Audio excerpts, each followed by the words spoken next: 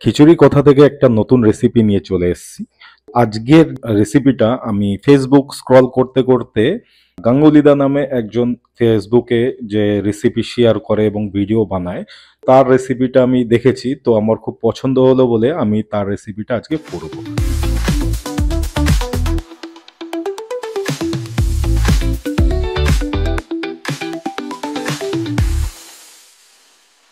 তো এখানে রয়েছে মূলো শাক, আমি কেটে ধুয়ে জল ঝরিয়ে রেখে দিয়েছি। আর এখানে রয়েছে চিংড়ি মাছ, এটা রসুন, কাঁচা লঙ্কা। এইটার একটা খুব সুন্দর একটা রেসিপি গাঙ্গুলিদা বানিয়েছে, তো আমি সেটাই ট্রাই করব। সবার প্রথমে মূলো শাকগুলো মিক্সিং জারে ঢুকিয়ে নেবো। যেহেতু আমার ওই মূলো শাক চিংড়িও বেশি, তা আমি দুটো ব্যাচে করব। কাঁচা লঙ্কা, তো আমি কাঁচা লঙ্কা সমান সমান ভাবে দেবো ওখানে। আর রসুন, আমি এখানে রসুন একটু বেশি ব্যবহার করছি। আর ঝাল আপনাদের মতন, আপনারা যে যেরকম ঝাল খান সেরকম ভাবে। আর এখানে আমি চিংড়ি মাছ ব্যবহার করছি, তো আমি দুটো ব্যাচে বানাবো, তো আমি চিংড়ি মাছ আমার হিসাব মতন আমি দেবো ওখানে। দিয়ে এটা আমি মিক্সি করে নেবো। দেখুন আমরা খুব স্মুথ পেস্ট বানিয়ে নিয়েছি, দুটো ব্যাচে করছি বলে মানে রেখে দিলাম। তো আবার নিয়ে নেবো আমি। একবারে প্রথমে আমি চিংড়িগুলো দিয়ে দেবো, এবার রসুন দিয়ে দেবো যেগুলো বাকি রয়েছে। আর ঝালটা আপনারা আপনাদের পরিমাণ মতন ঝালটা নিয়ে নেবেন। তো আমার মোটামুটি পেস্টটা হয়ে গেছে। তো এবার আমি সোজা কড়াইতে যাব। তো চলুন দেখুন ভিডিওটা। কড়াইতে আমি সর্ষের তেল দিয়ে দেবো। তেলটা গরম হতে হতে আমি এর মধ্যে কিছুটা কালো জিরে দিয়ে দেবো। শুকনো লঙ্কা আমি ঝাল অনুসারে দিয়ে দেবো। তেল আর শুকনো লঙ্কাটা গরম হয়ে গেলে এর মধ্যে থেকে যে পেস্টটা আমি বানিয়েছি সেই পেস্টটা আমি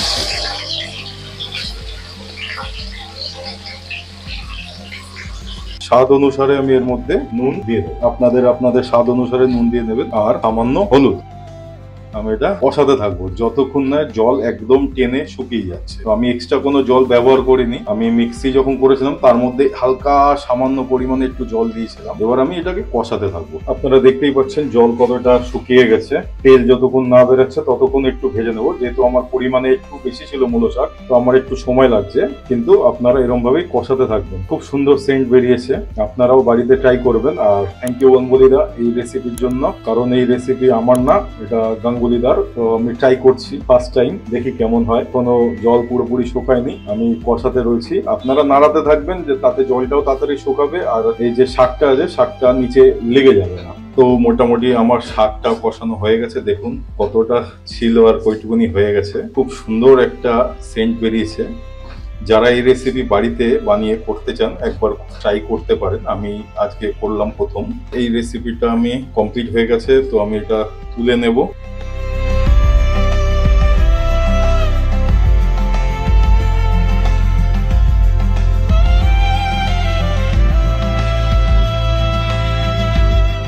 দেখুন আমার এই রেসিপিটা তৈরি হয়ে গেছে। প্লিজ যারা যারা বাড়িতে তৈরি করতে চান একবার ট্রাই করে দেখতে পারেন। এটা গরম ভাতের সঙ্গে আমি খাবো। খেয়ে আপনাদের টেস্টটা আমি নিশ্চয়ই জানাবো কেমন হয়েছে। যদি ভিডিওটা ভালো লাগে প্লিজ লাইক করবেন, শেয়ার অবশ্যই করবেন। ইউটিউব দিয়ে যারা দেখছেন আর যারা ফেসবুক থেকে দেখছেন প্লিজ পেজটাকে ফলো করে দেবেন। বাড়িতে ট্রাই করবেন যে কেমন হয়েছে।